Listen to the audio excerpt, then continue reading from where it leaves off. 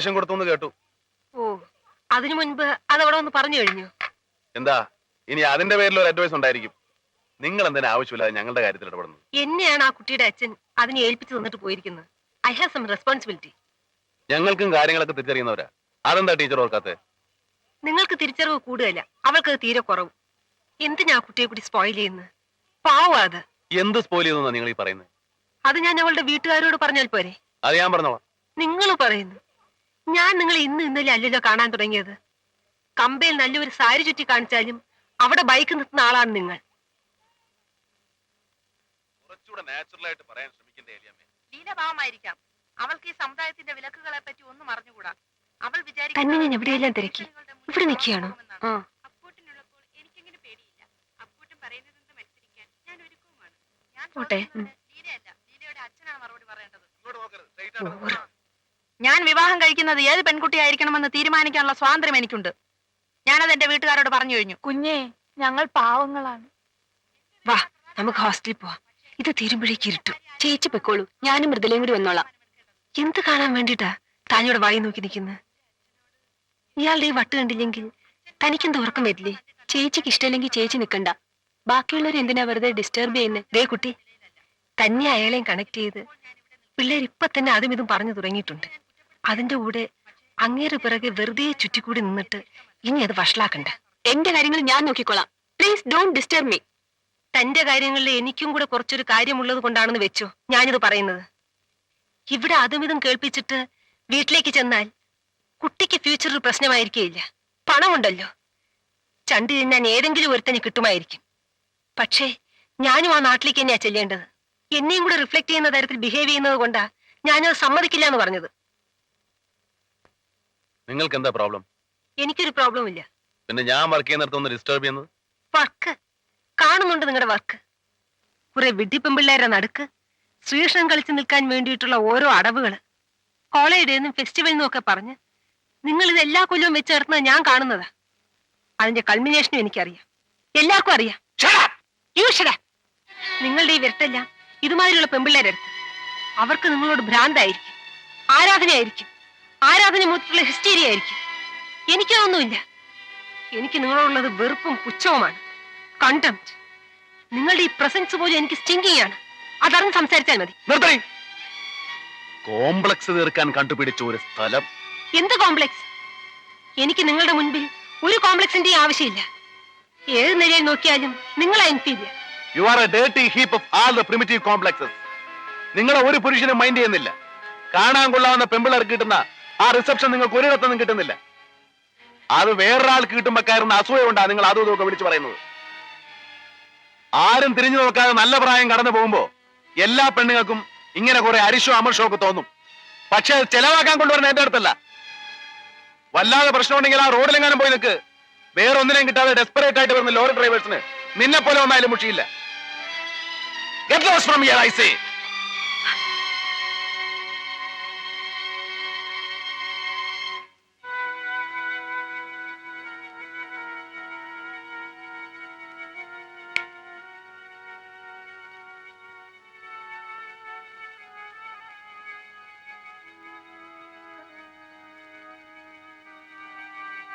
വല്ലാതെ പ്രശ്നമുണ്ടെങ്കിൽ ആ റോഡിലെങ്ങാനും പോയി നിൽക്ക്. വേറൊന്നിനെയും കിട്ടാതെ ഡെസ്പറേറ്റ് ആയിട്ട് വരുന്ന ലോറി ഡ്രൈവേഴ്സിന് നിന്നെ പോലെ ഒന്നായാലും മുഷിയില്ല. Get lost from here, I say.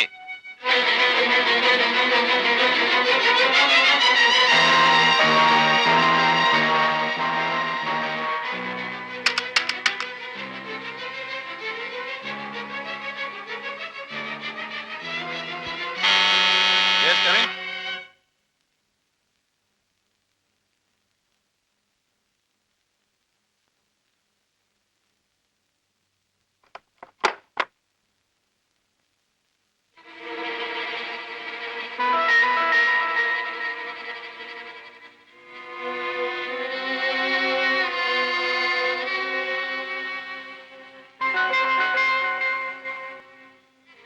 എന്താ വീണ്ടും ലോക്കൽ ഗാർഡിയൻ കളിക്കാനാണോ?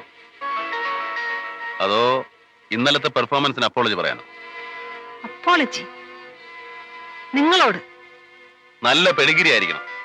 പച്ച മലയാളത്തിൽ പറഞ്ഞാൽ നല്ല തന്തക്കും തള്ളക്കും ജനിക്കണം. എങ്കിലേ അന്തസ്സായിട്ട് ബിഹേവ് ചെയ്യാനൊക്കെ ഉള്ളൂ. ചെറ്റ ചുറ്റുപാടിൽ നിന്ന് വരുന്നവര് എത്ര പൊതിഞ്ഞോട് നടന്നാലും എപ്പോഴെങ്കിലും ആ ചെറ്റത്തരം പുറത്തു വരും. മാന്യമായിട്ട് പെരുമാറിയാൻ ഞാനും മാന്യനാ. മറ്റേ തരം കൊണ്ട് എന്റെ അടുത്ത് വന്നാലുണ്ടല്ലോ, ഞാൻ അതിനേക്കാൾ മറ്റവനാ.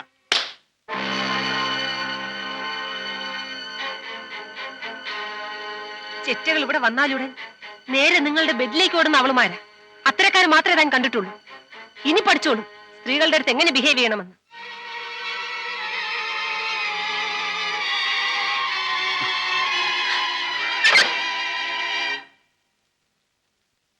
അങ്ങനെ നീ മിടുക്കിയായിട്ട് പോയാല് അത് ശരിയാകുകയല്ല.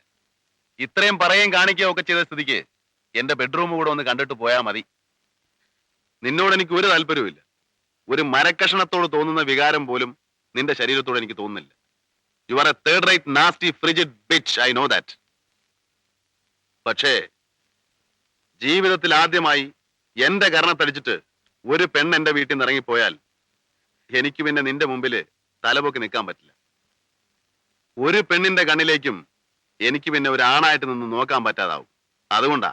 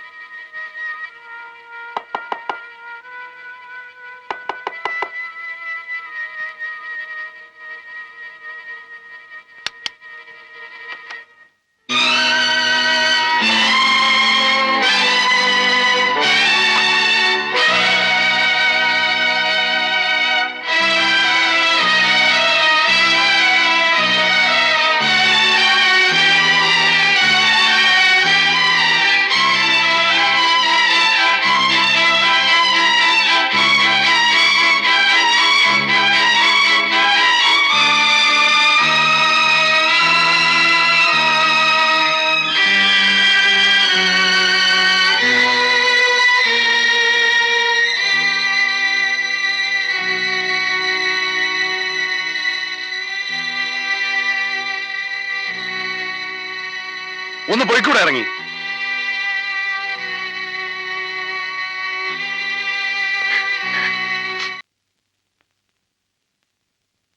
ആ ദിവസത്തോടെ എല്ലാം കലങ്ങി. പാർവതി അന്ന് തന്നെ ഹോസ്റ്റലിൽ നിന്ന് സ്വന്തം വീട്ടിലേക്ക് പോയി, എനിക്കൊരു വിശദീകരണത്തിന് പോലും സമയം തരാതെ. അല്ലെങ്കിലും എനിക്കെന്താ വിശദീകരിക്കാനുണ്ടായിരുന്നത്? പിന്നെയും കോളേജിൽ വെച്ച് കണ്ടപ്പോൾ ഞങ്ങൾ പരസ്പരം അവോയ്ഡ് ചെയ്തു. അയാൾ എന്നെയും ഞാൻ അയാളെയും. 2 ആഴ്ച കഴിഞ്ഞ് കേട്ടത് പാർവതി ആശ്രമത്തിൽ ചേർന്ന ന്യൂസാണ്. അതെന്നെ ആകെ തളർത്തി. പക്ഷെ കൂടുതൽ തളർന്നത് ആ വാർത്ത ഹരീഷിനുണ്ടാക്കിയ റിയാക്ഷൻ അറിഞ്ഞപ്പോഴാണ്. അയാൾ ജോലി രാജിവെച്ചു. പാർവതി ആശ്രമത്തിൽ ചേർന്നത് അറിഞ്ഞുകൊണ്ട് മാത്രമായിരിക്കും? അതെ. അന്നു തൊട്ട് അയാൾ റെഗുലറായിട്ട് കോളേജിൽ വന്നിട്ടില്ല. പിന്നെ സിനിമയുടെ ലോകത്തിലേക്ക് നേരെ കൂപ്പുകുത്തുകയായിരുന്നു ആ മനുഷ്യൻ. ഒരുതരം സെൽഫ് ടോർച്ചറിങ് പോലെ, അല്ലെങ്കിൽ എസ്കേപ്പ് പോലെ. അയാൾ കോളേജിൽ നിന്ന് പോയി കിട്ടിയപ്പോ ശരിക്കും നിങ്ങൾക്കതൊരു വലിയ റിലീഫ് ആയിരുന്നിരിക്കണമല്ലോ.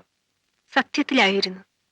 പക്ഷേ കുറച്ചു ദിവസം കൂടി കഴിഞ്ഞപ്പോൾ എനിക്ക് മനസ്സിലായി, എന്റെ ഉള്ളിൽ പാപത്തിന്റെ വിത്തെറിഞ്ഞിട്ടാണ് അയാൾ പോയതെന്ന്.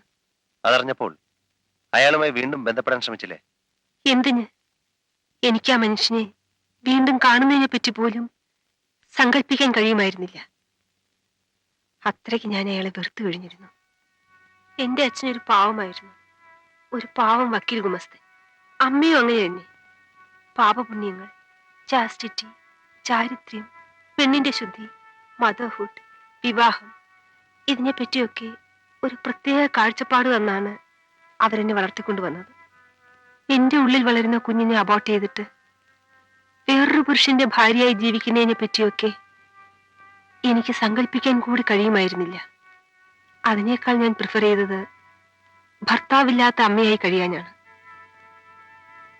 ആരും ഒന്നും അറിയാതെ അക്കൊല്ലം കോളേജ് അടച്ചു.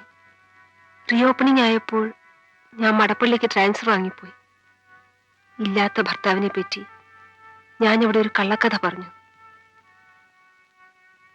ശില്പ വളരാൻ തുടങ്ങിയതോടെ ചുറ്റുമുള്ളവരുടെ സംശയമുറ്റിയ നോട്ടങ്ങളിൽ നിന്നും അന്വേഷണങ്ങളിൽ നിന്നും ഓടി ഒളിക്കാൻ വേണ്ടി ഞാൻ നൈജീരിയയിൽ ഒരു ടീച്ചിങ് അസൈൻമെന്റ് വാങ്ങി അങ്ങോട്ട് പോയി.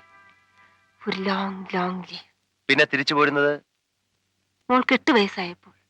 അങ്ങനെ തിരിച്ചു വരാൻ തീരുമാനിച്ചത് എല്ലാവരും എല്ലാം മറന്നു എന്ന് വിചാരിച്ചിട്ടാണോ? അതെ. വന്നിട്ട് ആദ്യം ചെയ്തത് ആശ്രമത്തിൽ പോയി പാർവതിയെ കാണുകയായിരുന്നു. എല്ലാം പറഞ്ഞ് മാപ്പ് ചോദിക്കാൻ. എനിക്കത് വേണ്ടി വന്നില്ല. കാരണം അപ്പോഴേക്കും അവൾ എന്തും മറക്കാനും പൊറുക്കാനും കഴിയുന്ന ഒരു സ്റ്റേജിലെത്തിയിരുന്നു.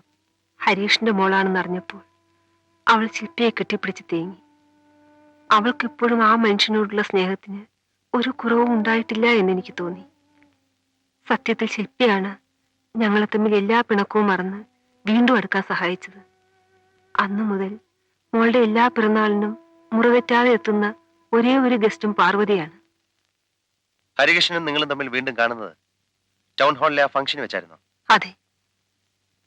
പത്രങ്ങളിലും പോസ്റ്ററുകളിലും TV സ്ക്രീനിലും ഒക്കെയായി ആ മുഖം എന്നെ വിടാതെ വേട്ടയാടിക്കൊണ്ടിരുന്നു. എങ്കിലും നേരിട്ട് കാണുന്ന അന്നാണ്.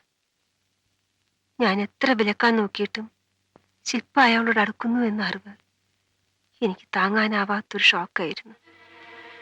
അവര് തമ്മിൽ അല്ലാത്ത എന്തെങ്കിലും സംഭവിച്ചു പോയാൽ അതായിരുന്നു എന്റെ ആധി. പക്ഷെ അതിനൊക്കെ മുമ്പ് തന്നെ ഹരികൃഷ്ണൻ അറിയാമായിരുന്നു ശില്പ സ്വന്തം മോളാണെന്ന്. രക്തം രക്തത്തെ തിരിച്ചറിയുന്നത് ഒരു സൈലന്റ് കമ്മ്യൂണിക്കേഷനിലൂടെയാണ്. അതെ, അയാൾക്കറിയാമായിരുന്നു. പക്ഷെ അത് ഞാൻ മനസ്സിലാക്കിയപ്പോഴേക്ക് വല്ലാതെ വൈകിപ്പോയി.